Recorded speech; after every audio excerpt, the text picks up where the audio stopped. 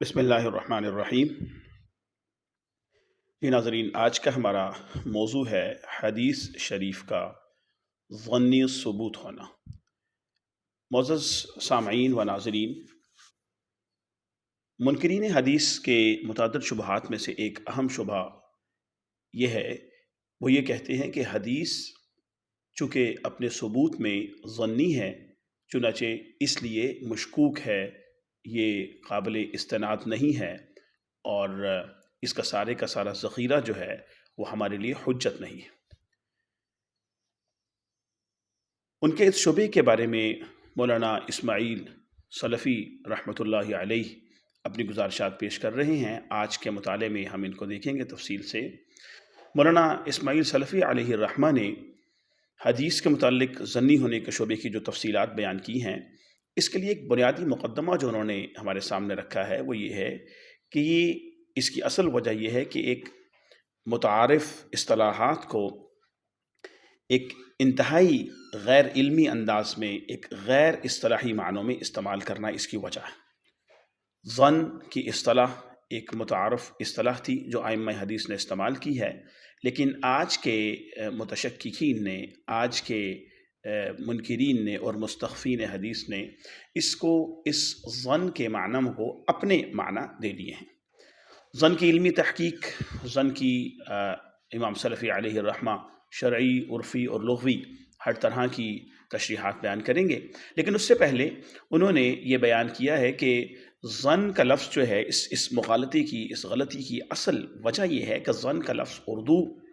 اور عربی دونوں زبانوں میں مستعمل ہے، لیکن اردو زبان میں اس کا جو لفظ، اس کا استعمال ہے، وہ صرف شک اور وہم کے معنی میں ہوتا ہے،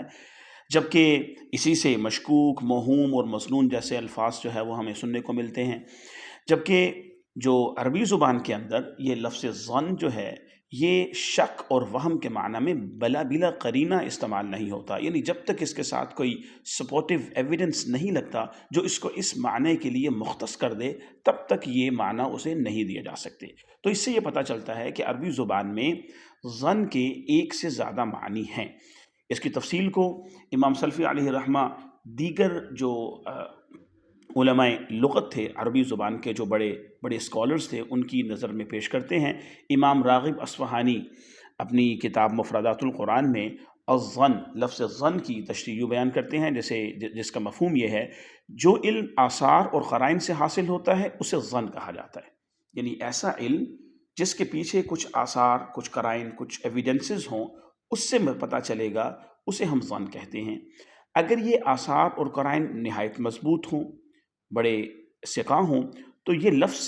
علم و یقین کے مترادف ہوتا ہے، یعنی ظن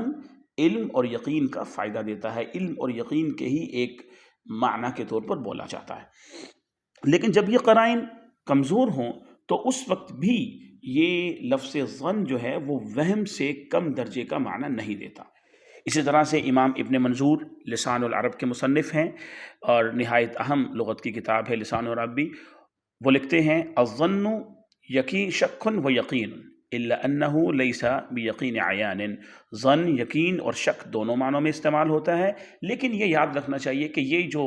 لفظ ظن سے یقین حاصل ہوتا ہے ہمیں، یہ یقین استدلالی ہے، یقین عینی نہیں ہے۔ اس بات پہ آپ نے توجہ رکھنی ہے ناظرین۔ اس کی مزید تفصیل آگے آئے گی کہ جو ہمیں ظن کے لفظ سے علم اور یقین حاصل ہوتا ہے، وہ علم و یقین استدلال کا علم و یقین ہوتا ہے، وہ عین، یعنی جس طرح ہم کسی چیز کو دیکھ لیتے ہیں اس سے جو ہمیں علم یقین حاصل ہوتا ہے، وہ اس طرح کا، اس درجے کا نہیں ہوتا۔ آگے چلتے ہیں۔ امام سلفی علیہ الرحمہ دیگر کتب لغت کا حوالہ دیتے ہوئے فرما رہے ہیں کہ اقرب الموارد، قاموس اور منجد وغیرہ جو لغت کی کتب ہیں، ان میں اس قسم کی تصریحات موجود ہیں کہ یہ جو لفظ ظن ہے یہ علم و یقین پر بھی مستعمل ہے اور شک و تخمین کے معنی میں بھی بولا جاتا ہے۔ انحصار قرائن پہ ہوگا، جیسے قرائن ہوگے ویسا معنی ادا کرے گا۔ امام یعیش بن علی بن یعیش لغہ کے امام ہیں، وہ اس کی تشریح ان الفاظ میں بیان کرتے ہیں کہ الظن ان یتعارض دلیلان، دو متعارض دلیلوں کو ہم ظن کہتے ہیں۔ جب ایک ہی مسئلے میں دو دلیلیں آ جائیں جو باہم متعارض ہوں، ایک دوسرے سے الٹ مفہوم دیں، تو اسے بھی ظن کا نام دیا جاتا ہے۔ جب راجح قوی ہو تو وہ علم یقین سے تعبیر کیا جائے گا، اور جب راجح کبھی نہ ہو تو وہ تردد اور شک ہوگا، جس کے بارے میں آگے اسی امام سلفی علیہ الرحمہ جو ہے بیان کرتے ہیں کہ ایون قول اور رؤیت، کوئی اپنی بات کہے، کوئی کسی معاملے کو دیکھ لے، تب بھی وہ ظن کے لیے اس کے لیے بھی ظن کا لفظ استعمال کر دیا جاتا ہے، یعنی کہ ویسے تو ہم سمجھتے ہیں کہ رؤیت جو ہے وہ یقینی امر ہے، لیکن اس کے لیے بھی ظن کا لفظ مستعمل ہے۔ تو جو خلاصہ نکلتا ہے وہ یہ ہے کہ امام سلفی علیہ رحمۃ فرماتے ہیں کہ حواس ظاہریہ سے جو چیزیں، جو علم ہمیں حاصل ہو، اسے ہم ضروری اور بدیہی سمجھنا چاہیے۔ اسی طرح سے جو چیز ہم اپنے وجدان سے حاصل کرتے ہیں وہ بھی بدیہی اور ضروری ہے۔ اور تیسرے نمبر پر جو چیزیں عقل کی جو ہے وہ عقل کے ذریعے سے حاصل ہوتے ہیں، ان کو اگر وہ عقلی دلائل اگر آپس میں متعارض ہیں اور ترجیح کی کوئی وجہ نہیں ہے، تو وہ عقل سے حاصل ہونے والی چیز متردد اور مشکوک کہلائے گی، اسے تردد اور شک کہا جائے گا اس علم کو۔ لیکن اگر ترجیح کے دلائل مل جائیں، ترجیح کے دلائل واضح ہوں، تو راجح کو ہم ظن کہیں گے، اور یہ جو ظن ہے یہ علم اور یقین کے معنی میں ہوتا ہے۔ اور امام راغب اصفہانی نے اس کو ایک اصول اور قاعدے کے طور پر بھی بیان کر دیا ہے کہ یہی جو ظن ہے، جب اس کے قرائن بڑے مضبوط ہوں، قوی ہوں، واضح ہوں، تو اس وقت ظن کے ساتھ ان مشدد آتا ہے یا ان مخفف کے طور پر مستعمل ہوتا ہے، لیکن جب قرائن اس کے کمزور ہوں تو وہ ان مخففہ کے ساتھ ہی استعمال ہوتا ہے، اور یہ معدومات میں عموماً استعمال ہوتے ہیں۔ اس کی دلائل آگے امام سلفی علیہ رحمہ نے قرآن مجید سے دیے ہیں کہ یہ دیگر متعدد آیات کے اندر جو ہے اللہ تعالیٰ نے لفظ ظن کو استعمال کیا، اور اس کے بعد ان مشدد آیا یا ان مخففہ آیا ہے، تو معنی وہاں علم اور یقین کا ہے۔ مثلا الذین یظنون انہم ملاقو ربہم، انہیں یقین ہے کہ وہ اللہ سے ملیں گے۔ الا یظنون اولئک انہم مبعوثون،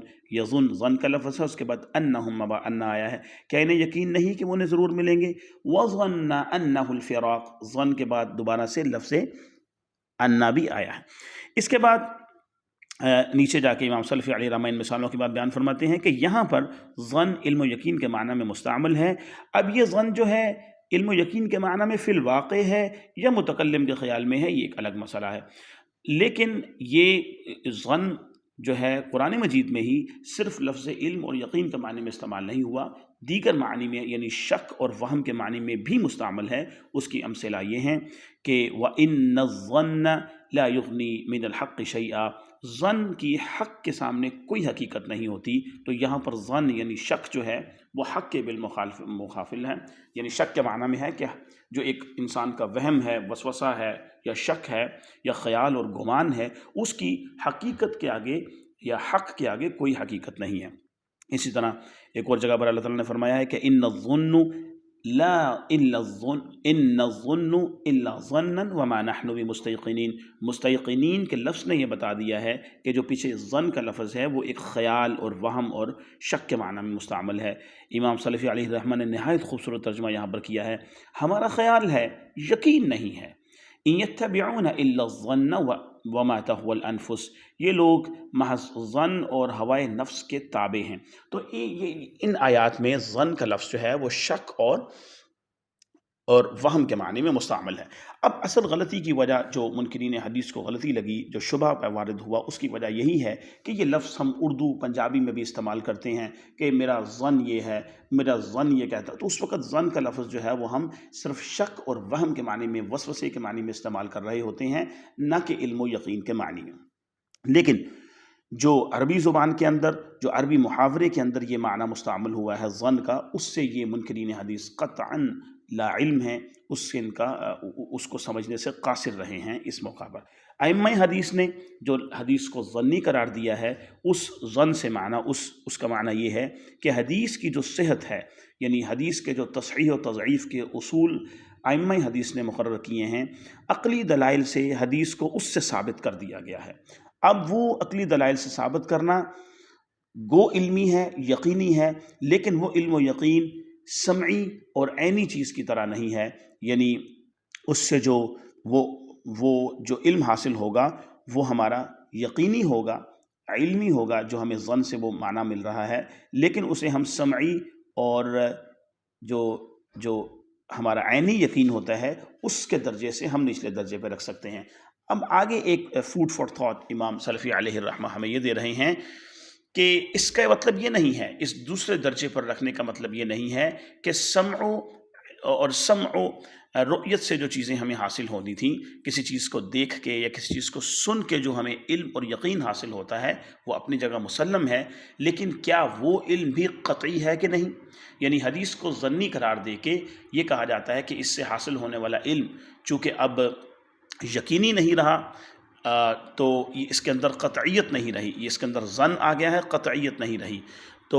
یہاں پر امام سلفی علیہ الرحمہ یہ کہہ رہے ہیں کہ جو چیز سمع سے یا ہماری بصر سے بھی حاصل ہوتی ہے اس سے ہمیں علم و یقین تو حاصل ہو جاتا ہے، لیکن قطعیت وہاں بھی محل نظر رہتی ہے، قطعیت وہاں بھی مشکوک رہتی ہے۔ اس کی مثالیں دیکھیں، ستاروں کو ہم اپنی آنکھوں سے دیکھتے ہیں لیکن اس کے حجم کے بارے میں فیصلہ ہمارا درست نہیں ہوگا کہ کس حد تک ہے، یعنی ہم نے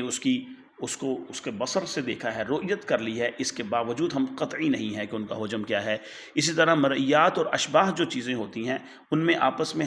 ہمیں شبہ لگ جاتا ہے، تو وہاں پر بھی ہم قطعی نہیں ہو سکتے۔ اسی طرح سے ہم پہاڑوں کے اوپر بڑے بڑے درخت دیکھتے ہیں لیکن دور سے دیکھنے پہ یوں محسوس ہوتا ہے جیسے یہ جھاڑیاں ہیں، تو وہاں پر ہماری رؤیت بھی ہمیں قطعیت کے درجے پر نہیں لے کے جا سکتی۔ تو یہاں